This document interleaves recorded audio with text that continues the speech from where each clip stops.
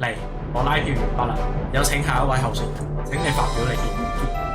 我發表意見嘅話，我只可以拎翻啲童年回憶嚟講嘅啫。我第一次飲波子汽水其實都比較大個㗎啦，都係我諗中學嘅時候，即係初中嘅時候。跟住第一次拎翻粒波子出嚟咧，係爆樽咯。嚇！所以我係對於波子汽水嘅回憶等同於爆樽嘅。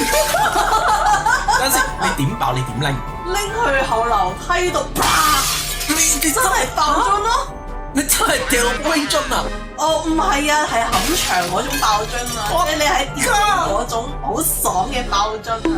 等陣先，等陣先，如果係爆樽嘅話，係要倒轉你拎住個樽頭。哦，係啊！但係嗰粒波子喺樽頭度嘅咯。哦，咁你爆得夠徹底嘅咪可以咯？爆得夠徹底！哇！你個童年好開心喎！